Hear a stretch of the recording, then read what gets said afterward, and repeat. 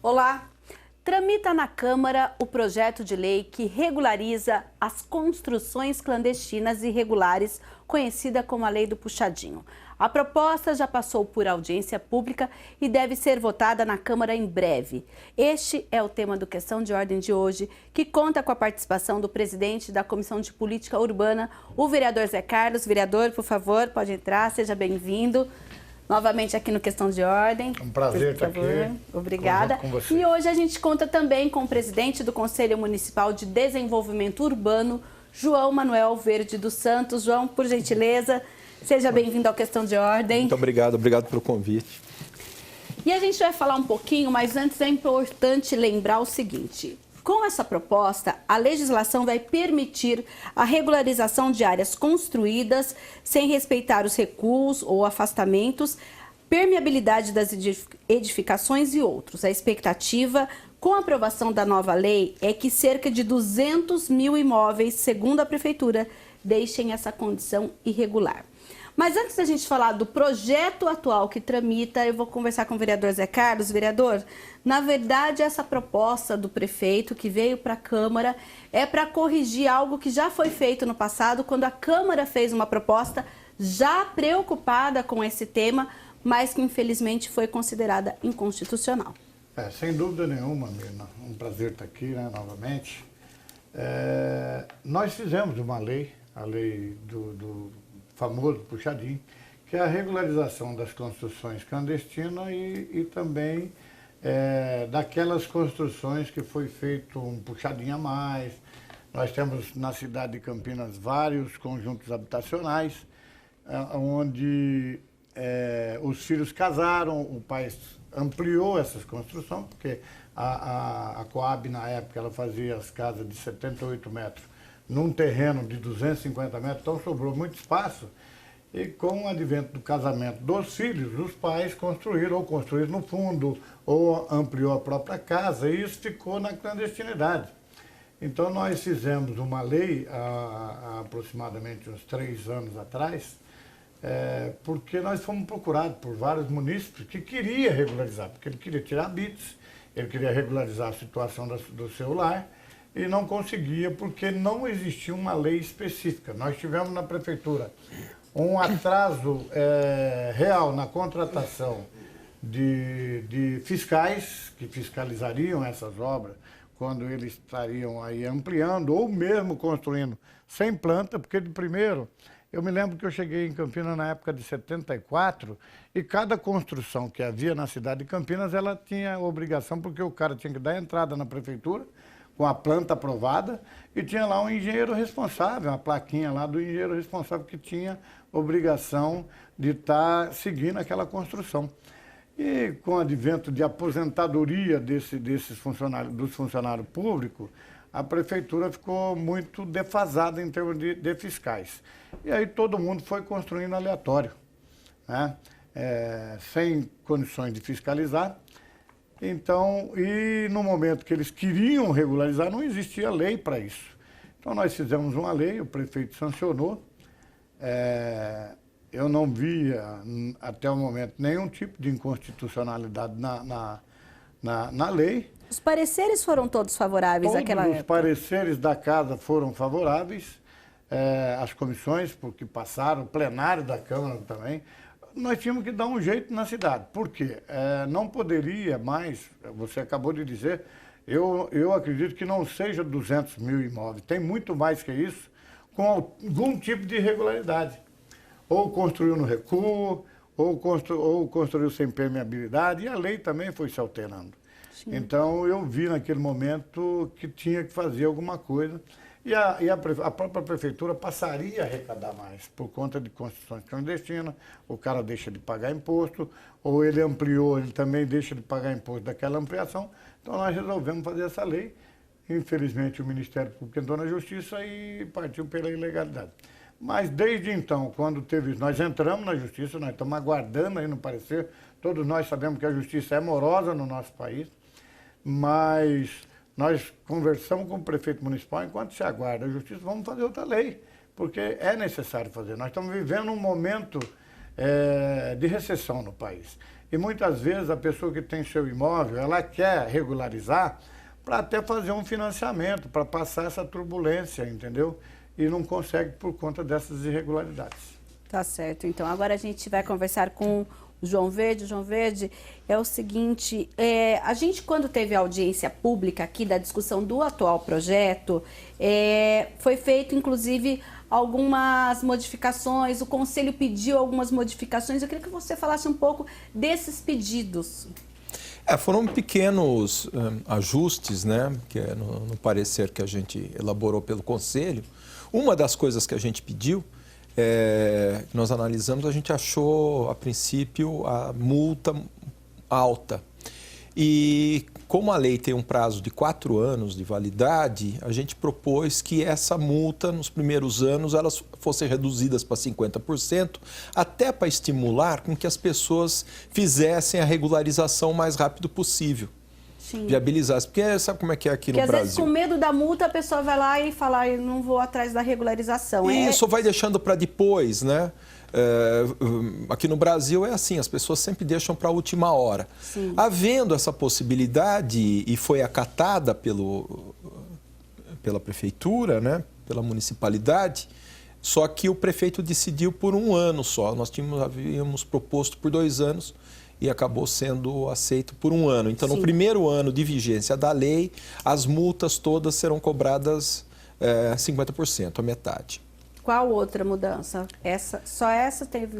Que eu me lembro, só essa. Tinha algumas questões assim com palavra no texto, uma substituição de uma palavra para ficar melhor, mais bem redigido, né? Mais compreendida. Para que a população entenda, eu vou voltar um pouquinho, João, para você explicar qual é a função do Conselho de Desenvolvimento Urbano e por que, em matérias como esta, é ele quem também tem aí essa permissão de dar opinião a respeito de projetos da Prefeitura. Na verdade não é permissão, é atribuição do Conselho fazer um parecer para a Câmara Municipal de apoio aos vereadores para que eles melhor trabalhem em cima da lei ou com alguma modificação ou mesmo que possam fazer a votação com mais certeza. Sim.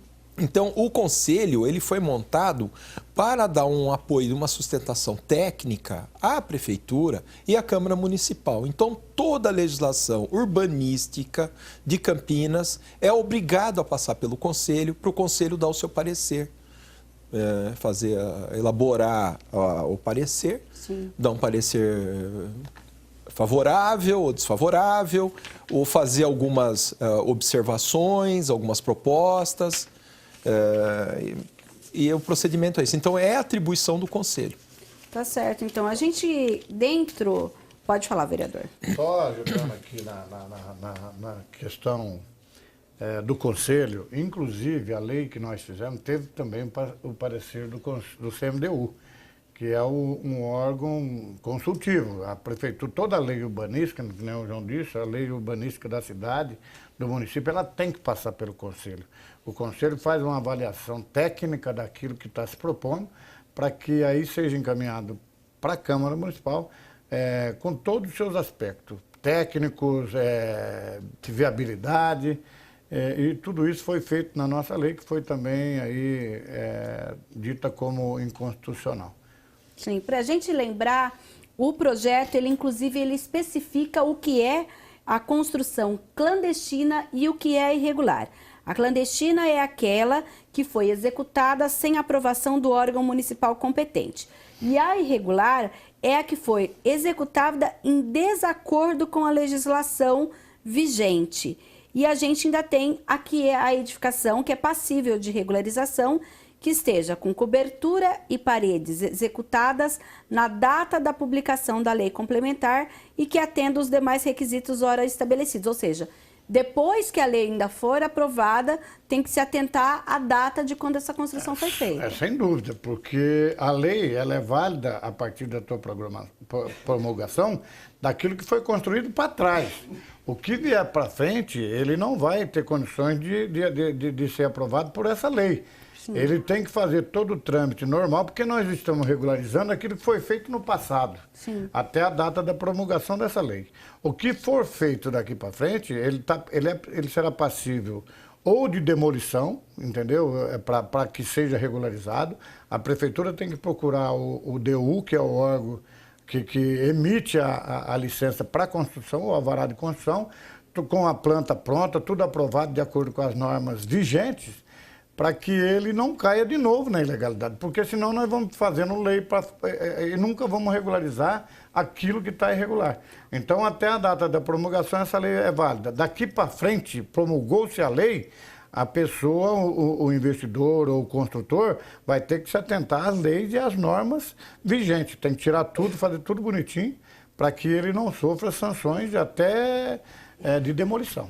Tá, e tem uma outra coisa também, que as edificações consideradas nos núcleos de interesse social, elas também é uma outra lei que rege, não vai ser essa daqui. Não, isso daí é a lei da regularização. Da habitação social, não é isso? Exatamente. Aí nós estamos aguardando, inclusive, uma emenda do Executivo, que esses são lotes de interesse social com 126 metros.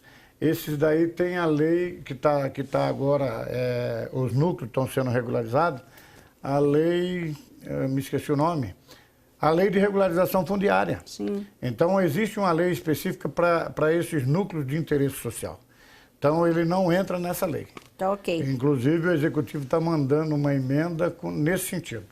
Agora, João, quando a gente também está dizendo na proposta que para os imóveis pertencentes ao subdistrito de Barão Geraldo e aqueles abrangidos pela lei da APA, que é a Lei 10.850 de 2001, poderão ser regularizadas, além do disposto no inciso do caput desse artigo, as irregularidades referentes ao excesso de porte e à taxa de ocupação. Do ponto de vista urbanístico, o que representa isso? Não, isso o que acontece é o seguinte, a legislação de Barão Geraldo e a legislação da APA são legislações mais restritivas.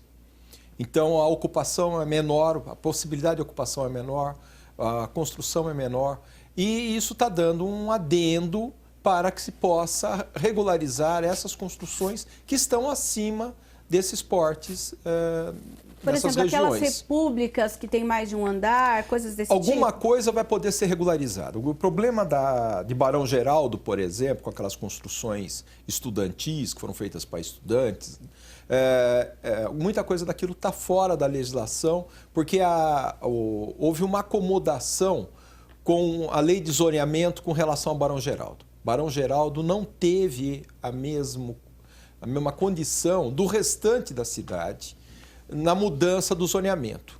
Houve conflito com os moradores de Barão Geraldo, não queriam que mudasse nada em Barão Geraldo, então mudou-se o nome dos atributos da lei, mas não mudou-se o que a lei permitia antes. Então nós vamos ter hoje em Barão Geraldo, por exemplo, a zona mista 1 BG.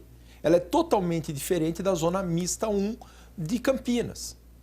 Então todos os atributos são diferentes. Sim. Praticamente é a mesma legislação anterior, zoneamento antigo, com outro nome, só se adequou ao nome. Com relação à APA, a APA tem que fazer a mudança da lei da APA. Acabou de entrar em vigor o plano de manejo e a lei tem que se adequar ao plano de manejo, porque o plano de manejo não é uma lei, não é uma legislação. Nós temos a lei da APA e essa lei tem que ser adequada ao plano de manejo. Para uma complementar a outra, basicamente isso ou não necessariamente? Não, é que o plano de manejo podemos dizer assim, é uma orientação do que deve ser feito, como que as coisas têm que acontecer na área da APA. Nas áreas de proteção. Tanto com relação à área rural, como com relação às áreas urbanas que estão dentro da APA. Agora nós temos que fazer o zoneamento, e esse zoneamento tem que ser feito através da lei. Então nós já temos uma lei da APA que define uma série de questões. Muitas dessas definições da lei da APA vão de encontro ao plano de manejo, ou não estão compatíveis com o plano de manejo, ou o plano compatível não está de acordo. Então nós temos que compatibilizar a lei da APA e fazer uma nova lei de zoneamento para a APA. Isso ainda vai entrar em discussão, está sendo elaborado. Nós temos uma minuta, né, João? Vamos dizer assim, uma portaria do plano de manejo, né? Sim. Agora está se buscando aí fazer a lei, que a lei sobrepõe, é claro, é que essa portaria, ela dá as diretrizes de como tem que ser feita a lei do plano de manejo. Sim. O João disse, Barão Geraldo tem um plano diretor diferenciado de toda Campinas. É por isso que há um conflito, por isso que tem que estar especificado aí as alterações e as modificações que tem que ser feito específico para Barão Geraldo. Sim. Entendeu? Então é isso que está... E quando ele fala da área de APA, gestor. é basicamente Souzas e Joaquim Egídio? Não, quando ele fala da APAS de Barão Geraldo, a APA não separado. muda. Barão Geraldo não tem APA. As APAs são todas iguais, não existe diferença porque ela é regida por lei federal, por lei estadual e leis específicas municipais, entendeu? Sim. Mas Barão Geraldo, ele não tem... É um plano gestor. É um plano diferente de toda Campinas, que precisa ser alterado, entendeu? Então, nessas regularizações, é por isso que especifica Barão Geraldo. Tá certo. É só uma observação para poder englobar também. Eu queria falar uma coisa. O vereador está tocando muito na questão residencial, etc., mas é generalizado para a cidade essa questão das construções irregulares, principalmente os comércios. Grande parte dos comércios, às vezes estão não irregulares por causa da antiga lei de zoneamento. Porque a própria lei de zoneamento, toda a legislação urbanística que nós tínhamos, elas sempre foram legislações muito truncadas, sempre prejudicam muito. Parece que a pessoa não tem o direito de ter crescimento, de ter progresso, de melhorar de vida, do seu estabelecimento melhorar. Então não podia ampliar, não podia ocupar o recuo, não podia aumentar, por exemplo, o restaurante, o número de mesas, a questão de estacionamento.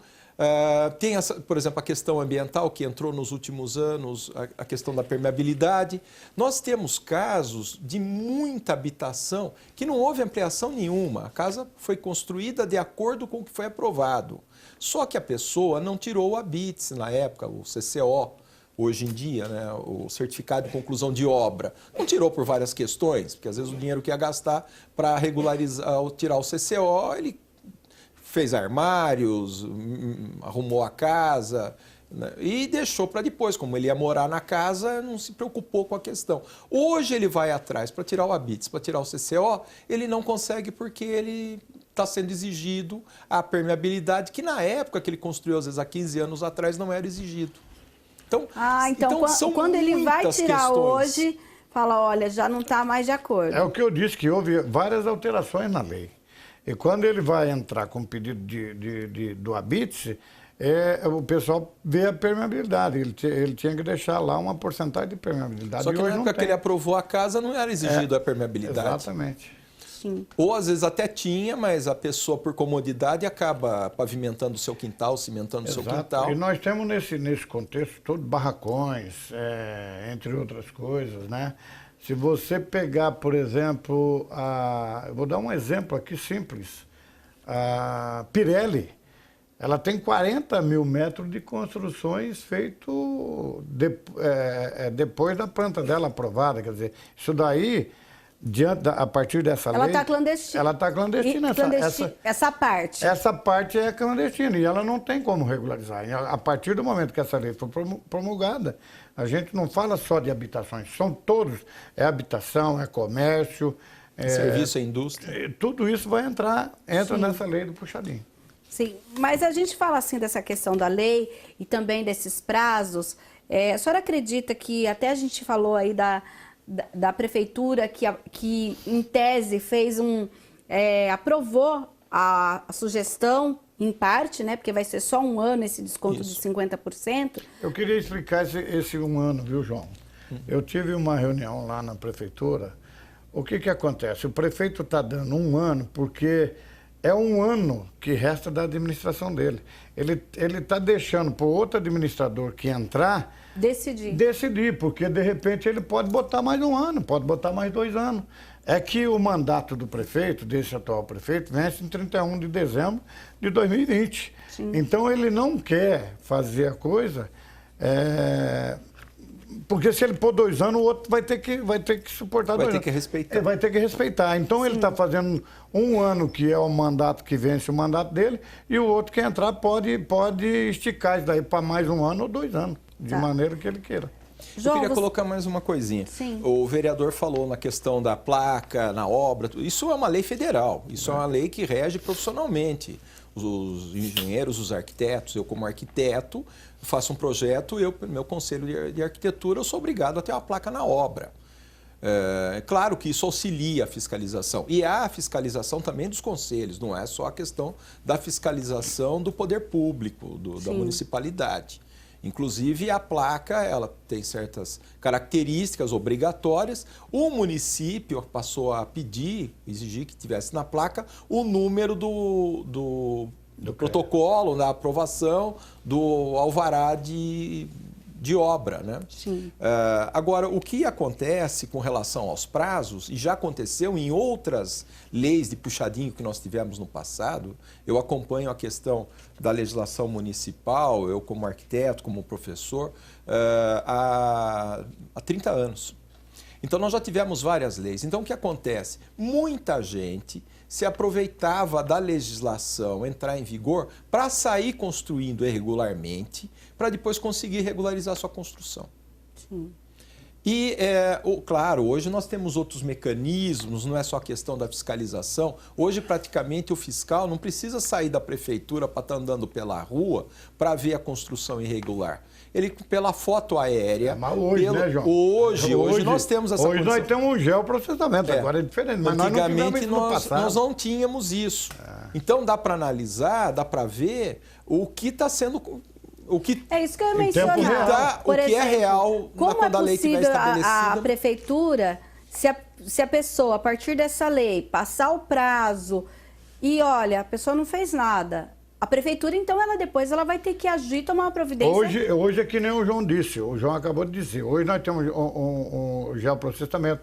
Você tem o Google, que você vê em tempo real, muitas coisas, você vai ver. O cara vai falar, não, eu comecei a construir tal data.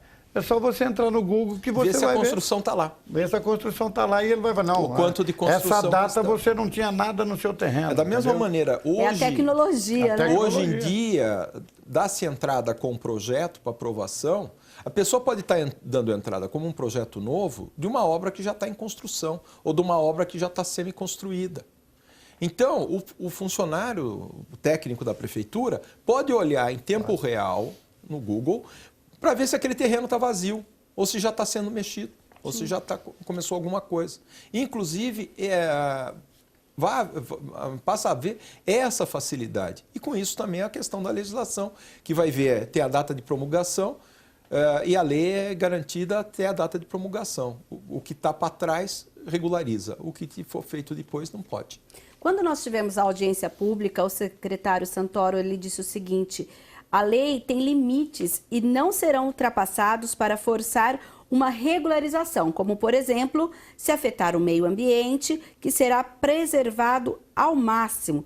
Nesse sentido, imóveis irregulares dentro da lei, mas que não foram atualizados na prefeitura anteriores à lei de uso e ocupação do solo, não serão punidos, salvo se estiverem em área inadequada.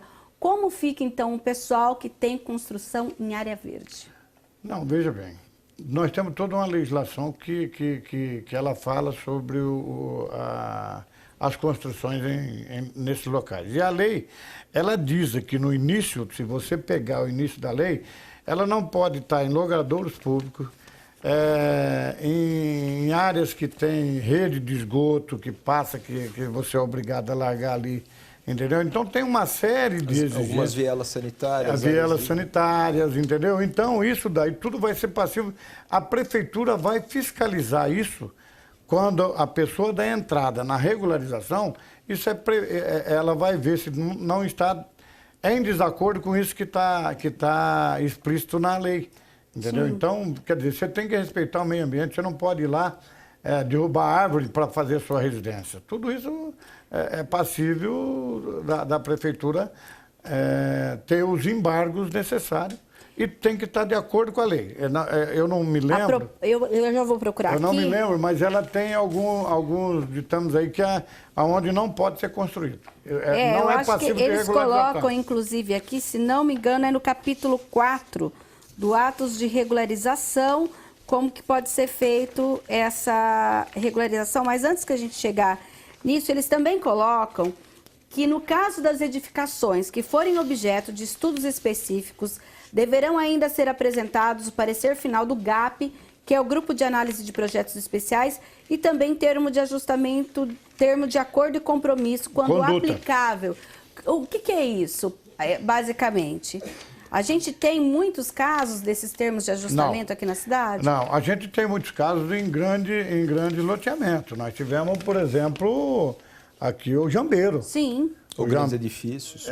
Exatamente. Então, nós temos algum. Por exemplo, se a pessoa construiu num lugar que atingiu aí o meio ambiente, para ele conseguir regularizar, ele vai ter que fazer um TAC. Não tem outra maneira dele regularizar essa construção clandestina dele. Sendo pessoa física ou jurídica? Qualquer uma das duas. Ele tem que fazer um replantio de acordo com aquilo que o GAP, é por isso que remete ao GAP.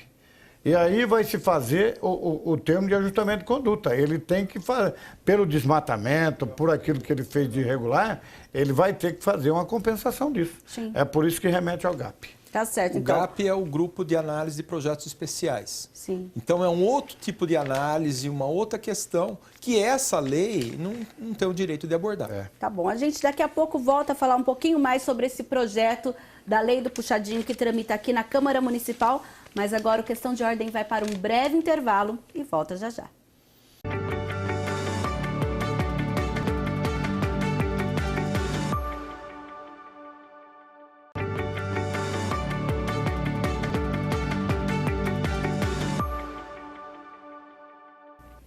Segundo bloco do Questão de Ordem, a discussão continuou aqui no break, gente. E a gente, inclusive, falava sobre uma das questões no que é relacionado à multa, e o vereador estava esclarecendo, eu quero que ele esclareça agora para a população sobre a questão da... Vamos voltar um pouquinho nas habitações de interesse social, porque tem um ponto da lei, da proposta de lei, que fala especificamente dos empreendimentos promovidos pela Coab, que a gente teve uma época que a Coab promovia os empreendimentos, e também pela CDHU, vereador.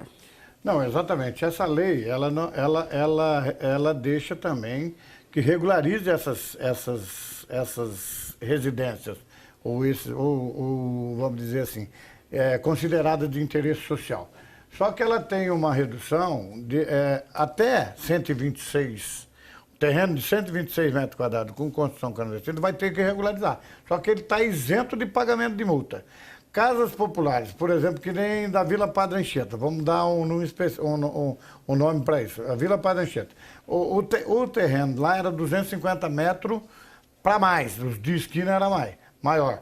Muitas vezes o proprietário, a maioria das casas, 99%, já foram reformados. Tem de 300, casa de 300 metros, tem casa de 250 metros, totalmente. Então, o que vai acontecer? Esse pessoal tem 50% de pagamento ele vai ter 50% do pagamento das multas. A de interesse social, que é a regularização fundiária, que tem até 126%, até 126 metros, ela terá 50% dado pela lei. E como o prefeito deu um ano mais 50%, ela vai pagar 25% da regularização disso. Sim. Quer dizer, ela vai ter mais um benefício. Essas de interesse social é totalmente gratuito. Essas que já estão construídas, que nem a... Que passaram dos 126 metros. Exatamente, que passaram, vai ter os 50% e mais os 20%, que vai se tornar 25%. Sim. As de interesse social, que é mais específico para as regularizações fundiárias, que são de terrenos de até 126 metros, sim, eles vão estar isentos de qualquer pagamento. Deu para entender? Agora deu para entender, vereador. Então tá bom. Porque, inclusive, eles colocam... É complexo. É muito complexo, porque às vezes as pessoas pensam, eu devo ir atrás ou não quando essa lei for aprovada? Todos devem ir. Todos devem ir para saber se ele tem que da entrada na regularização, que todos vão ter que fazer a sua regularização. Na hora de dar entrada na documentação, ele precisa saber, eu pago multa, não pago multa, estou isento, não estou isento. Então, para ficar bem claro, terrenos com até 126 metros que são do interesse social, que são essas regularizações fundiárias. Esse está isento de qualquer pagamento de multa, mas ele tem que fazer a regularização, senão ele não tem a sua construção aprovada, não tem sua planta e coisa desse tipo.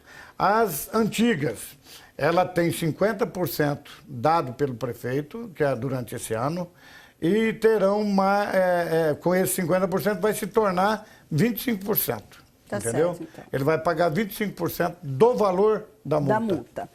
João, a gente estava falando sobre a questão da importância de regularizar. Uma também que até acabou se tornando, de certa forma, uma cultura, é que diante dessas irregularidades, muita gente para conseguir vender, e até esse imóvel parece que fica um pouco emperrado e muita gente acaba fazendo contratos de gaveta.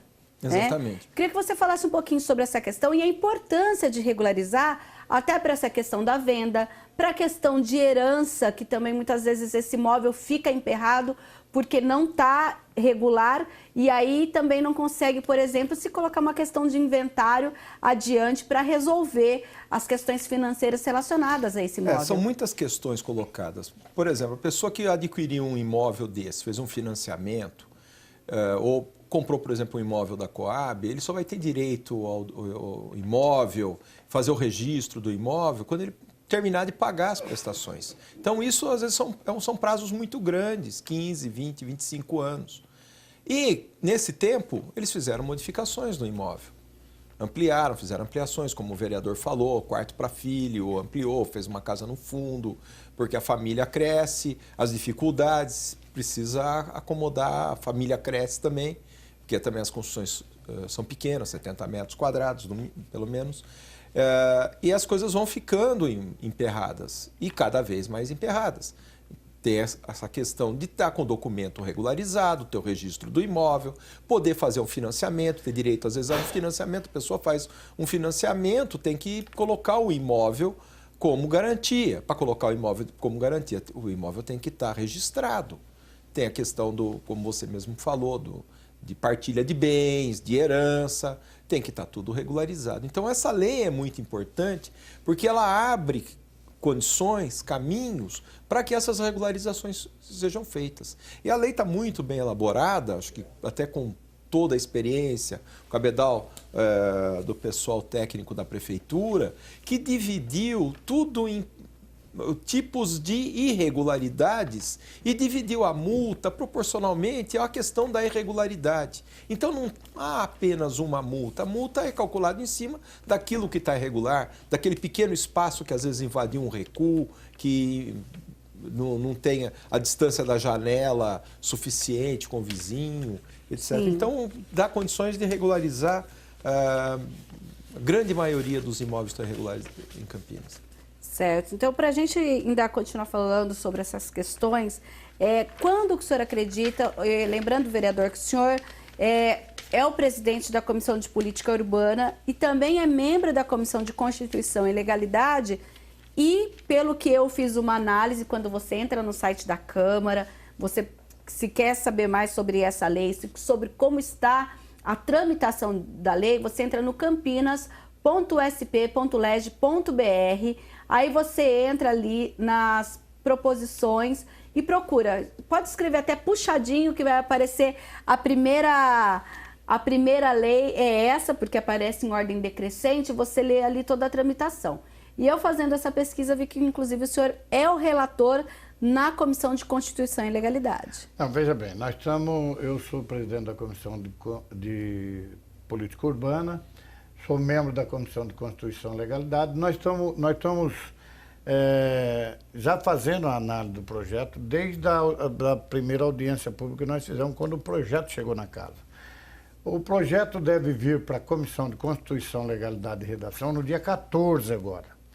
Nós só estamos aguardando uma ou duas emendas que o Executivo vai mandar para a gente já fazer o parecer, como eu sou relator da Comissão de Constituição e Legalidade, para dar já o parecer em cima do projeto e também das emendas. Por que vocês sugeriram ao Executivo que eles fizessem as emendas e não os próprios vereadores? Por quê? Não, porque é o seguinte, eu acho que o Executivo, é claro que nós ajudamos na elaboração da lei. A gente já tinha esse know-how de ter feito a primeira lei, e então nós ajudamos ali, demos algum palpite na questão da elaboração dessa lei, mas a gente preferiu não fazer nenhum tipo de alteração. É claro que nós vamos fazer, tem que se fazer ajuste. É que nem o CMDU, ele também opinou por alguns ajustes no projeto. Esse é o dever tanto do Conselho, como também do Legislativo. É dever nosso fazer emenda, se necessário for. E não é essa questão. Nós pedimos para que o Executivo fizesse algumas alterações, e ele está fazendo essas alterações, e nós também vamos propor algum tipo de alteração. Porque a partir do momento, na Comissão de Constituição, Legalidade e Redação são 7 membros. Na Comissão de Política Urbana são mais 5 membros. O plenário é composto de 33 vereadores. E tem outras comissões também que vão dar parecer. Tem outras comissões, tem a Comissão Meio Ambiente, você está entendendo? Finanças e Orçamento. Finanças e Orçamento, quer dizer, nós temos outras comissões que vão também ler o relatório, tanto o meu relatório como vai ler o processo, e de repente eles propõem também algumas modificações. Isso é natural, isso é do Legislativo.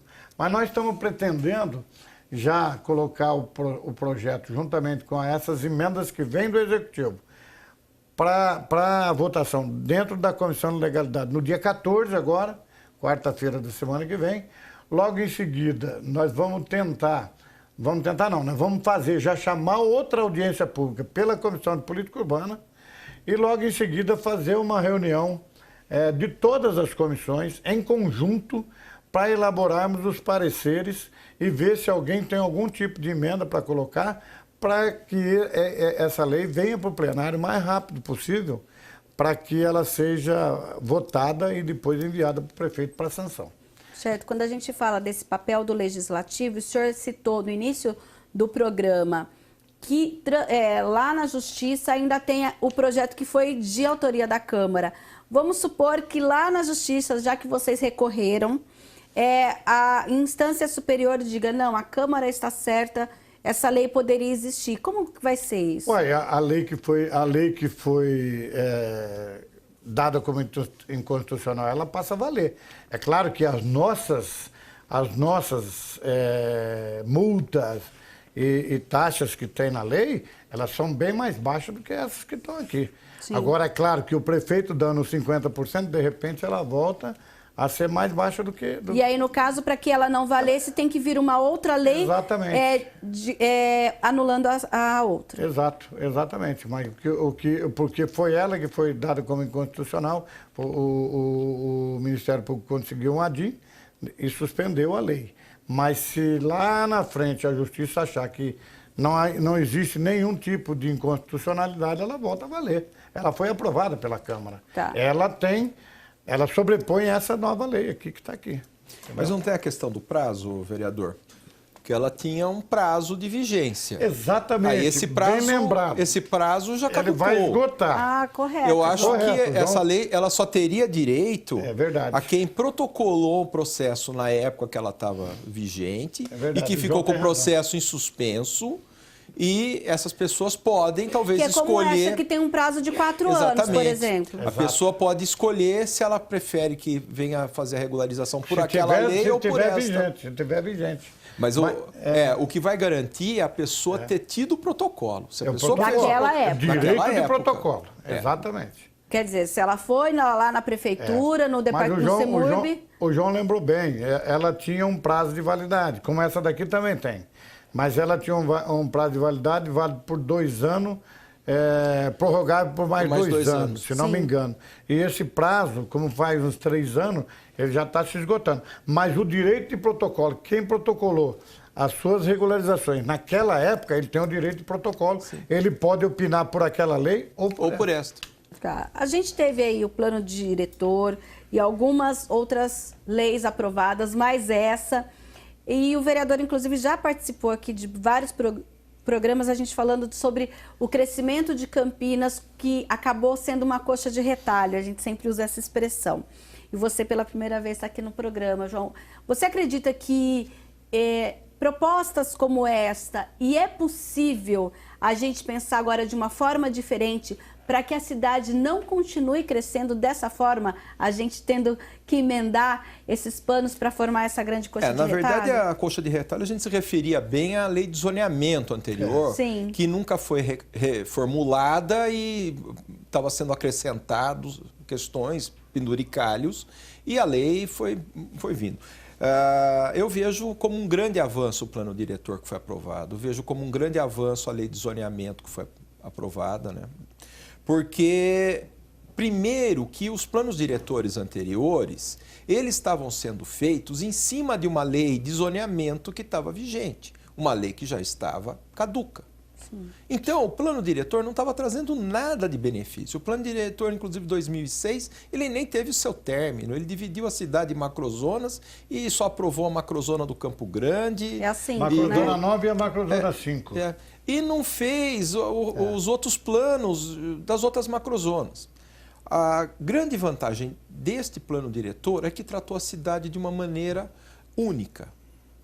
Só ficou de fora Barão Geraldo por questões políticas de Barão Geraldo não ter querido participar, porque poderia ter sido modificada a legislação, inclusive englobando o Barão Geraldo, independente do seu plano gestor. Mas foi um anseio da própria comunidade de Barão. Foi um anseio de parte da comunidade de Barão. Não foi o anseio da comunidade. Isso é uma coisa que a gente sempre discute, a necessidade das pessoas participarem. A cidade de todo mundo tem que participar, todo mundo tem que estar. Tem que ser um único para a cidade. Agora, como Campinas, não pode ser. Você imagina esse Barão, tem o dele, Souza vai ter o dele, Aparecidinha tem o dela, quer dizer, você fica... Vai ficar uma loucura.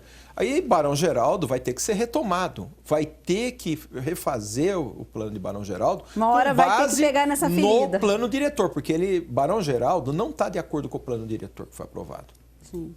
E, inclusive, a lei da APA, apesar do plano de manejo, também vai ter que se adequar ao plano diretor, porque o plano diretor é da cidade toda. Não é só do centro da cidade, ou não são dos bairros mais sociais, da periferia, é da cidade toda. A cidade toda tem que se adequar. Claro, cada uma com a sua questão, com a sua particularidade, isso tem que ser respeitado. Existem particularidades lá em Barão, mas Barão Geraldo é muito complicado. E hoje está havendo muita reclamação por parte de pessoas que moram em Barão, principalmente comerciantes de Barão, pessoas que têm áreas em Barão, lotes grandes que não podem fazer nada e que no restante da cidade nós vamos poder fazer vilinhas, vamos poder fazer predinhos pequenos com um térreo mais 2 pavimentos, podemos fazer a cidade muito mais adensada, a cidade muito mais... verticalizar mais a cidade. Barão Geraldo, o pessoal não quis verticalizar Barão. Mas Barão não pode nada disso. Mas verticalizar, Barão Geraldo já tem prédios de 7 Barão, andares. A gente tem um único na Avenida Santa Isabel. Tem vários ali, predinhos lá de 7 andares, 4 andares. Quer dizer, verticalização não quer dizer 20 ou 30 andares. Quer dizer dentro de uma determinada condição.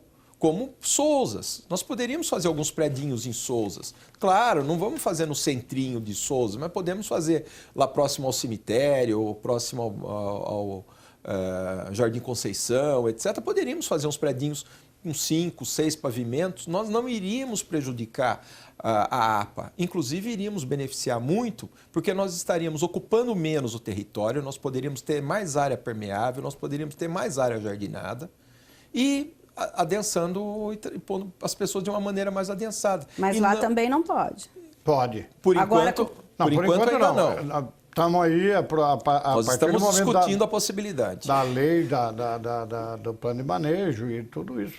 Então vamos lá, para quem está assistindo. O plano diretor, ele deu uma diretriz geral.